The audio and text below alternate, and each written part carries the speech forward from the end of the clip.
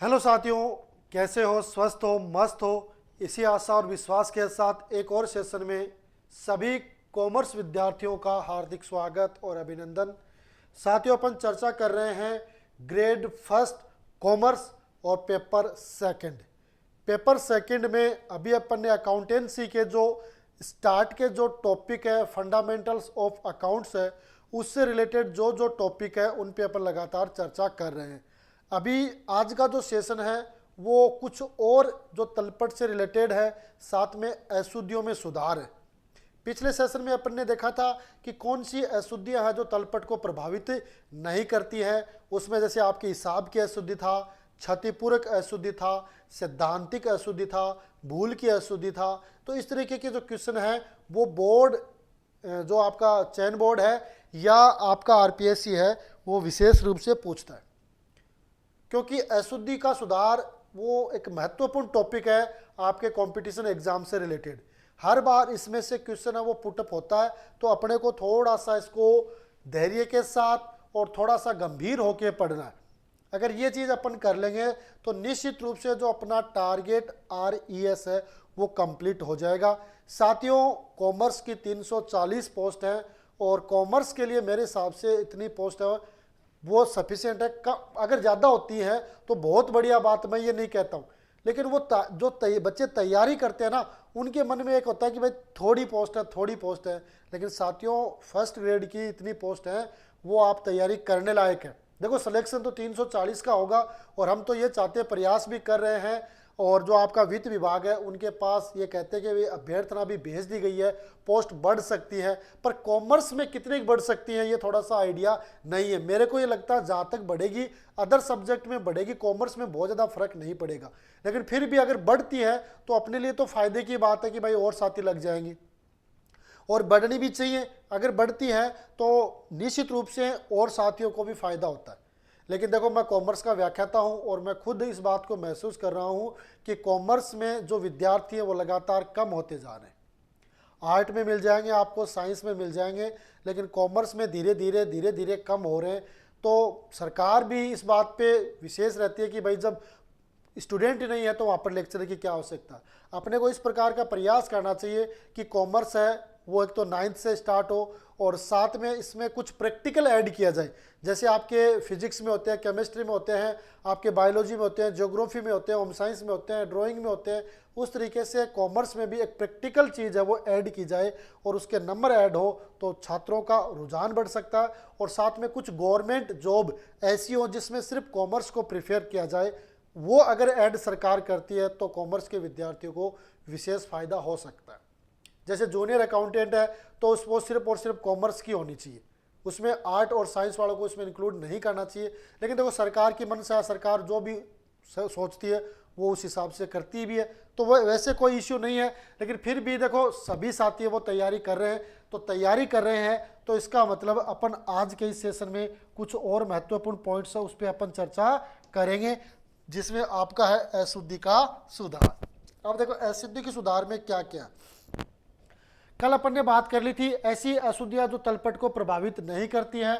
आज अपन बात कर रहे हैं कि तलपट को प्रभावित करने वाली अशुद्धियां, यानी ऐसी अशुद्धि जो तलपट को प्रभावित करती है, आपके जो ट्रायल बैलेंस है उसको प्रभावित करती है। उसमें देखो, पहला है आपका लेखा करने में अशुद्धि, यानी ऐसी अशुद्धि हो जाती है जिसका अपन ने क्या किया, लेखा नहीं किया, या लेखा करते समय कोई अशुद्धि हो जाती है तो वो लेखा करने में अशुद्धि है। अब इसमें देखो, पहला आता आपका प्रारंभिक लेखा पुस्तकों में अशुद्धियां। जो आपकी प्रारंभिक लेखा पुस्तकें हैं उनमें अशुद्धि, प्रारंभिक लेखा पुस्तकों में अशुद्धियां। अब उसमें कौन कौन सी अशुद्धि होती है, क्योंकि इसका बहुत बड़ा प्रैक्टिकल क्वेश्चन नहीं आएगा, लेकिन फिर भी अपने को पूछ सकते हैं कि प्रारंभिक लेखा पुस्तकों से संबंधित कौन सी अशुद्धि होती है। इसमें नंबर 1 आता है कि सहायक पुस्तकों का योग लगाने में या अगले पृष्ठ पर ले जाने में अशुद्धि। सहायक पुस्तकें होती है जो सब्सिडायरी बुक्स होती है उनका योग लगाते हैं, आपको पता है कि दोनों साइड का योग लगाते हैं। तो कई बार क्या होता है, ये योग लगाने में अपने से गलती हो जाती है ना, तो ये योग लगाने से गलती होती है तो वो भी आपकी कौन सी अशुद्धि आ जाएगी, प्रारंभिक लेखा पुस्तकों की अशुद्धि हो जाएगी। या इस योग को अगले पृष्ठ पर ले जाते समय, है ना, यहां से अपन इस दोनों का योग है, अगर योग विधि है तो दोनों का योग ले जाएंगे, और शेष है तो शेष लेके जाएंगे, और वो कहाँ लेके जाएंगे, अपन आपकी जो ट्रायल बैलेंस है उसमें लेकर जाएंगे। तो वहां पर ले जाते समय अपन अशुद्धि कर देते हैं। एक तो वहां पर हो सकता है, एक ये होता है कि जैसे अपन अपने जो सहायक भाइयों के खाते तैयार कर रहे हैं, एक पेज कंप्लीट हो गया, एक पेज कंप्लीट हो जाता है तो उसको अगले पृष्ठ पर लेके जाते हैं, तो अगले पृष्ठ पर ले जाते समय भी अपने से कोई त्रुटि हो सकती है ना, कोई भी संख्या है वो अपन मिस कर सकते हैं, क्योंकि ये मानवीय भूल होती है। मनुष्य है वो जब कोई काम करता है तो हो सकता है उससे भी कोई गलती हो जाए, कोई ऐसी मिस्टेक हो जाए, है ना। तो इसलिए सहायक पुस्तकों को योग लगाने और अगले पृष्ठ पर ले जाते समय भी अपने से अशुद्धि हो सकती है। दूसरा पॉइंट आता है रोकड़ बही के रोकड़ और बैंक कॉलम का शेष निकालने और अगले पृष्ठ पर ले जाने में अशुद्धि, है ना, तो ये भी अशुद्धि हो सकती है।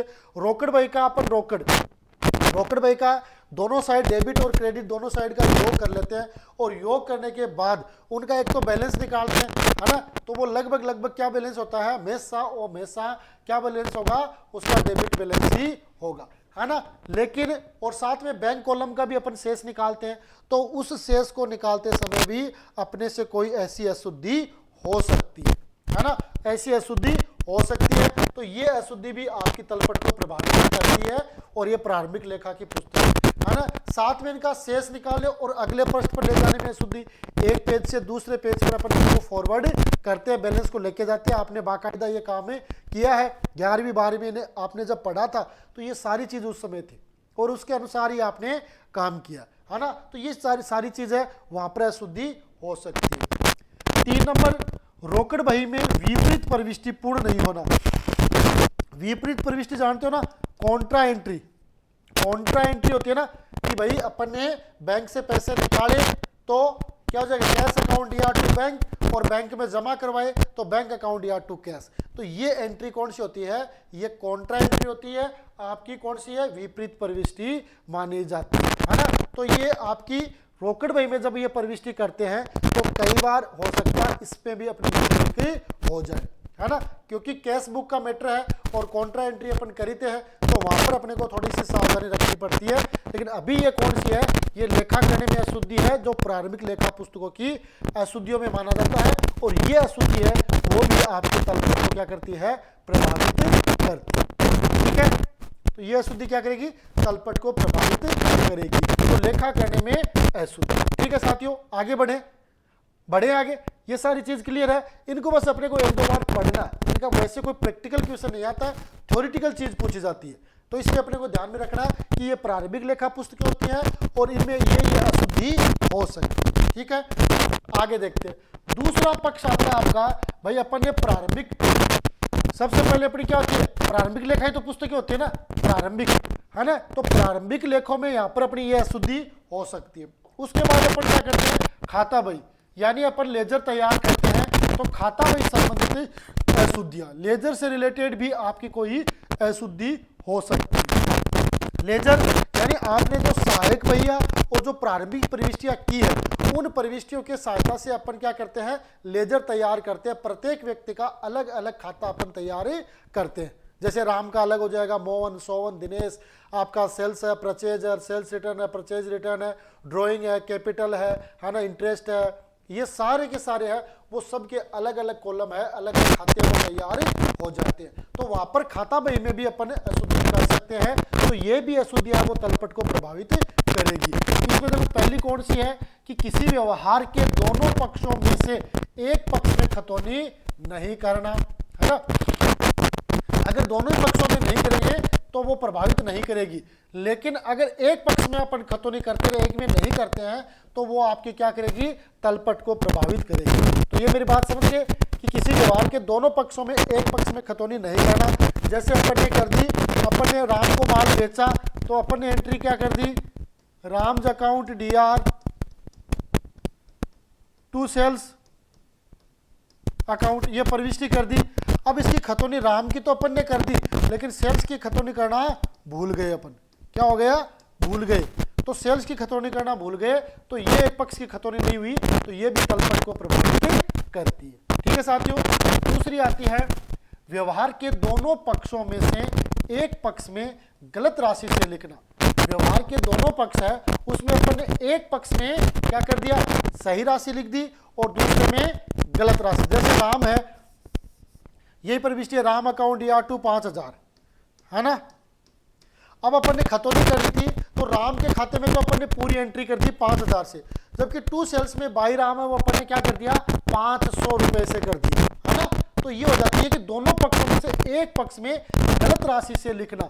तो 5000 की बजाय अपन ने 500 लिख दिए तो वहां पर भी वो अशुद्धि हो गई, तो वो क्या करेगी, तलपट को प्रभावित करेगी। तीसरा पॉइंट आता है एक पक्ष में सही खतौनी और दूसरे पक्ष के गलत पक्ष में खतौनी कर देना। यानी एक पक्ष में तो अपन ने सही खतौनी कर दी और जो दूसरे पक्ष है उसमें गलत पक्ष में खतौनी कर देना, ये भी तलपट को प्रभावित करती है। एक पक्ष में सही खतौनी और दूसरे पक्ष के गलत पक्ष में खतौनी करना, ये तलपट को प्रभावित करती है। ठीक है साथियों, एक पक्ष अपन ने सही कर दिया, दूसरे पक्ष की अपन पोस्ट लेजर तैयार कर रहे हैं और वहां पर अपन ने क्या कर दिया, गलत कर दिया, तो ये गलती है वो भी तलपट को प्रभावित करती है। ठीक है।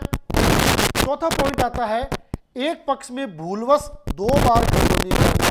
भूलवश यानी राम की तो कर दी सही है, लेकिन सेल्स की कर रहे हैं तो इसकी 2 बार कर दी, है ना। 2 बार खतौनी हो गई, क्या लिख दिया, बाई राम 5000 बाई राम 5000, है ना। तो 5 और 5 10 हो गए, तो वो वहां पर क्या करेगी, तलपट को प्रभावित करेगी। तो एक ही पक्ष में भूलवश 2 बार खतौनी करना भी तलपट को प्रभावित करती है। ठीक है, ठीक है, ओके। पांचवा क्या कह रहा है, खाते का प्रारंभिक शेष नहीं लिखना।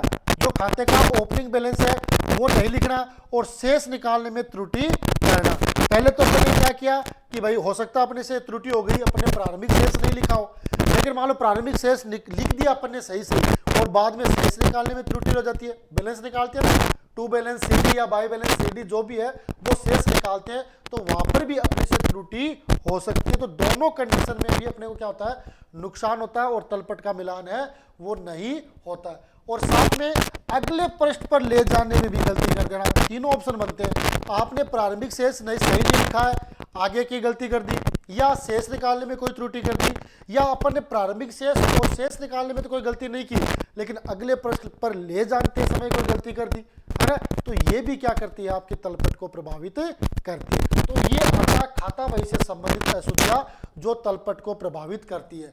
पहली अशुद्धियां ऐसी थी जो आपकी प्रारंभिक लेखा पुस्तकों की अशुद्धि थी, जो आपकी मेन जो स्टार्टिंग प्रविष्टियां होती हैं उससे रिलेटेड।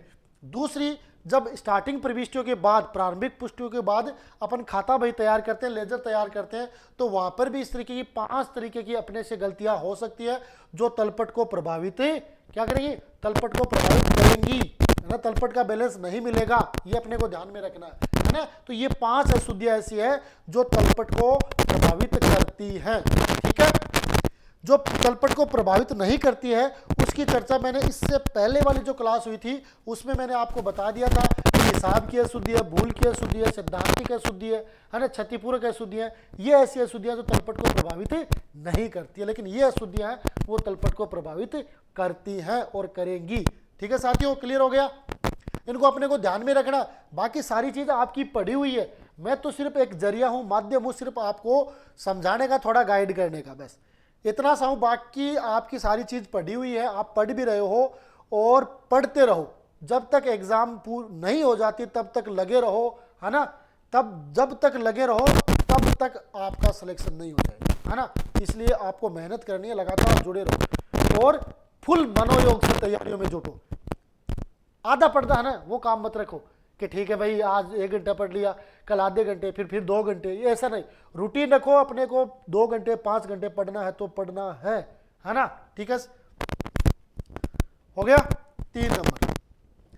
अब आती है इसका अगला पॉइंट कि तलपट संबंधी अशुद्धियां। तीसरा पॉइंट आ जाता है अपन कि भाई अपन क्या करते हैं, पहले प्रारंभिक पुस्तकें करते हैं, फिर अपन खतौनी करते हैं यानी खाता बही लेजर तैयार करते हैं और फिर तलपट तैयार करते हैं। तो हो सकता है पहले अपने प्रारंभिक लेखा और खाता बही में सही कर दी, लेकिन तलपट में भी अशुद्धियां हो सकती है। ये जरूरी थोड़ी कि तलपट में अशुद्धियां नहीं होगी, वो एकदम फेयर होगी। ये तो बताया है कि भाई आपकी प्रारंभिक लेखों में भी अशुद्धि हो सकती है। अगर आपका काम ओके है तो आगे आपके खाता बही में हो सकती है, अगर वहां है तो भाई हो सकता है तलपट में भी कोई अशुद्धियां मिल जाए। तो तलपट संबंधी अशुद्धियां कौन सी होती है? नंबर 1, किसी खाते का शेष तलपट में लिखने से रह जाए। अपन क्या कर रहे थे? ट्रायल बैलेंस तैयार कर रहे थे, है ना? ये ट्रायल बैलेंस है, जानते हो ना? इसका ये formula, serial number, name of account, है ना?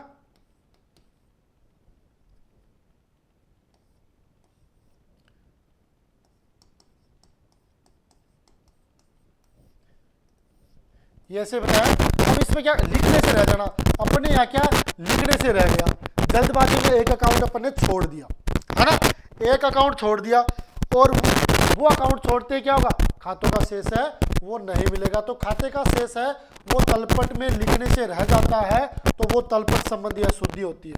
नंबर 2, एक खाते का शेष 2 बार लिख दिया जाता है। एक खाते का शेष है वो 2 बार लिखा जाता है, तो वो भी तलपट, यानी 1 2 बार लिख दिया तो वो भी आपकी तलपट संबंधी अशुद्धि है। कहाँ लिखा आपने? तलपट में। जब तलपट में होगी ये सारी त्रुटियां हैं, वो कहाँ होगी? ये सारी की सारी त्रुटियां हैं वो तलपट में होगी, ट्रायल बैलेंस में होगी। अपने को ये ध्यान में रखना है। तो तलपट का शेष लिखने से रह जाता है, या शेष अपन ने 2 बार लिख दिया तो भी गड़बड़ हो गई। तीसरा आता है किसी खाते का शेष तलपट के गलत पक्ष में लिख दिया।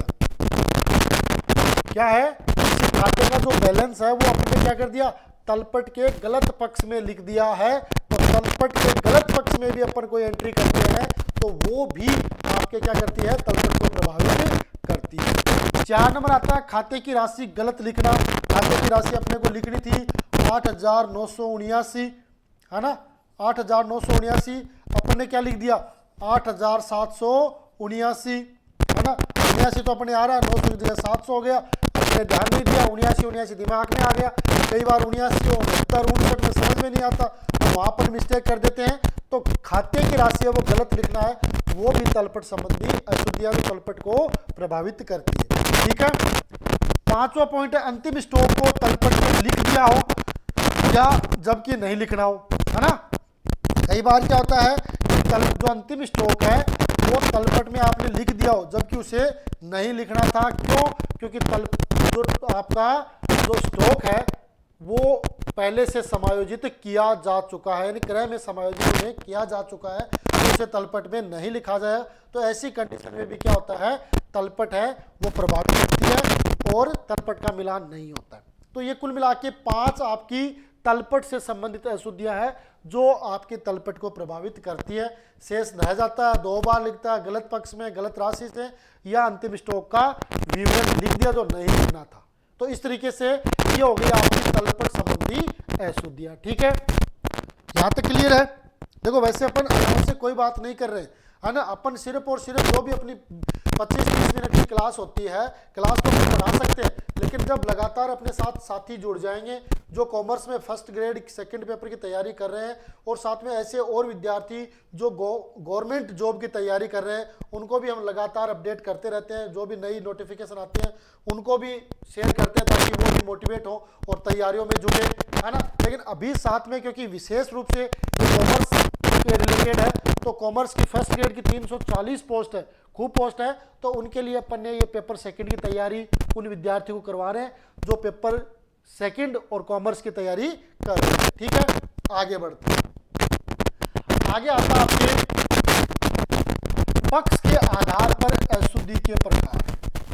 पक्ष के आधार पर अशुद्धि के प्रकार, उसमें पहला आता है एक पक्षीय अशुद्धि यानी सिंगल साइडेड एरर्स, यानी वह अशुद्धि जिसका प्रभाव व्यवहार के एक पक्ष पर पड़ता है वह एक पक्षीय अशुद्धि कहलाती है ना?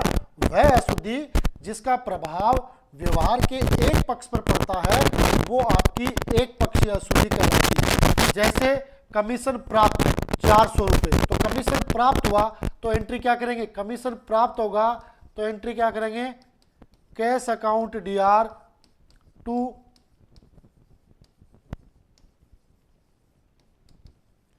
कमीशन अकाउंट, कितने 400, है ना। कमीशन खाते में खतौनी नहीं की गई, कैश खाते में तो अपन ने खतौनी कर दी, लेकिन कमीशन खाते में खतौनी नहीं की गई है, तो ये आपकी एक पक्षीय अशुद्धि हो जाएगी। एंट्री तो अपन ने की है, प्रारंभिक प्रविष्टि तो कर दी, लेकिन जब पोस्टिंग कर रहे हैं, खतौनी कर रहे हैं, लेजर तैयार कर रहे हैं, तो अपन ने कमीशन खाते में बाई कैश है वो नहीं लिखा, तो इस वजह से ये क्या हो जाएगी, एक पक्षीय अशुद्धि हो जाएगी, जो एक पक्ष को प्रभावित करते हैं, एक पक्ष पर प्रभाव उसका पड़ता है। ठीक है, तो ये होगी आपकी एक पक्षीय अशुद्धि। बढ़े आगे, दूसरा आता आपका द्विपक्षीय अशुद्धि, यानी डबल साइडेड एरर, यानी वह अशुद्धि जिसका प्रभाव व्यवहार के दोनों पक्षों पर पड़ता है, द्विपक्षीय अशुद्धि कहलाती है ना। व्यवहार के दोनों पक्षों पर पड़ता है वो आपकी द्विपक्षीय अशुद्धि कहलाती है। जैसे सुरेंद्र को माल बेचा 2000 रुपये, है ना, सुरेंद्र को माल बेचा 2000 रुपये, पाने वाला कौन है, Surendra. Surendra account DR to sales account 2000, है ना। यह आपकी राइट होनी चाहिए थी, आपने क्या कर दिया, रॉन्ग, इस व्यवहार का लेखा क्रय व्यय में कर दिया, यानी इस व्यवहार का लेखा आपने क्या कर दिया, इस व्यवहार का लेखा आपने क्या कर दिया, purchase account DR to Surendra account 2000, ये रॉन्ग कर दिया आपने, ये आपने रॉन्ग कर दी।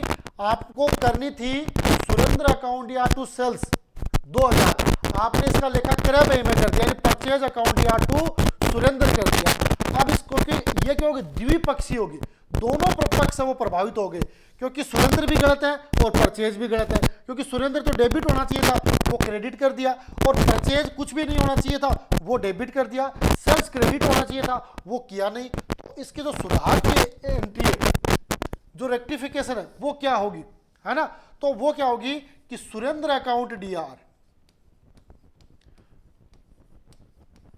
सुरेंद्र आज अकाउंट DR टू, अब परचेज अपन ने गलत कर दिया डेबिट, तो क्रेडिट करना पड़ेगा टू परचेज अकाउंट। सेल्स अपन को क्रेडिट करना चाहिए था, अपन ने नहीं किया, अब करेंगे टू सेल्स अकाउंट, है ना। अब सेल्स कितना है 2000, परचेज कितना है 2000, और सुरेंद्र कितना हो जाएगा, डबल से हो जाएगा 4000। ठीक है, मेरी बात समझ गए कि भाई आपने ये एंट्री करनी थी, ये राइट थी, Surendra account DR to sales, आपने ये नहीं करके ये कर दी, purchase account DR to Surendra. अब इसकी सुधार की प्रविष्टि क्या होगी, रेक्टिफिकेशन क्या होगी, Surendra account DR 4000 to purchase account 2000 to sales account 2000, क्योंकि परचेज अपन ने डेबिट कर दिया 2000 से, इसके प्रभाव को खत्म करने के लिए अब क्रेडिट कर देंगे 2000 से, तो ये प्रभाव खत्म हो जाएगा। सुरेंद्र को अपन को 2000 से क्या करना था, डेबिट करना चाहिए था, अपन ने 2000 से क्रेडिट कर दिया, तो अब 4000 से उसको डेबिट कर देंगे, तो क्या हो जाएगा, जो 2000 क्रेडिट वाला है वो ऑटोमेटिक प्रभाव समाप्त हो जाएगा। और सेल्स है वो 2000 से क्रेडिट करना चाहिए था वो किया नहीं, अब सेल्स है वो 2000 से क्रेडिट अपन ने कर दिया है। ठीक है, समझ गए सारी बात। तो इस तरीके से आपकी ऐसी अशुद्धियां जो तलपट को प्रभावित करती है उनको आपको रीड करना है और साथ में उनका रिवीजन करना है ना, क्योंकि जो अकाउंटेंसी है वो आपकी किस पे चलती है ना, RRP पे चलती है। किस पे, RRP, रीड, रिवीजन और प्रैक्टिस, है ना। अकाउंटेंसी वो इसमें चलती है, रीड, रिवीजन और प्रैक्टिस, RRP। अगर ये फॉर्मूला आपने अपना लिया अकाउंटेंसी से रिलेटेड तो फिर आपको अकाउंटेंसी में दिक्कत नहीं होगी। और अकाउंटेंसी की मैं ये मानता हूं, आप चेक कर लेना, है ना, लगभग आपके 45, कितने, लगभग आपके 45 प्लस क्वेश्चन है वो आपको इस फर्स्ट की एग्जाम में देखने को मिलेंगे। 45 प्लस क्वेश्चन कितने होते हैं आप खुद भी इसका अनुमान लगा सकते हो, है ना। आपको तो इस तरीके से आपको अनुमान लगाना है, क्योंकि ये अगर आप 45 क्वेश्चन कवर कर पाते हो अकाउंटेंसी के तो आपका सिलेक्शन है वो निश्चित हो जाएगा, किसी प्रकार की कोई दो राय नहीं है। ठीक है साथियों, तो आज का एक छोटा सा सेशन जो मैंने आपके साथ शेयर किया है, निश्चित रूप से जो साथी जुड़े हुए सारे के सारे विद्वान हैं और तैयारी भी जुटे हुए हैं, उन्होंने लगभग सिलेबस पढ़ भी लिया है, तो उनके लिए एक छोटा सा सेशन। अगर उनको ये सेशन बढ़िया लगता है तो इस वीडियो को लाइक कर देना, चैनल को सब्सक्राइब कर लेना, बेल आइकन दबा देना और साथ में वीडियो को शेयर कर देना साथियों को, ताकि और भी कॉमर्स के जो साथी हैं वो तैयारी कर सके। इसी आशा और विश्वास के साथ आज के इस सेशन में इतना ही, मिलेंगे अगले सेशन में, तब तक के लिए जय हिंद जय भारत।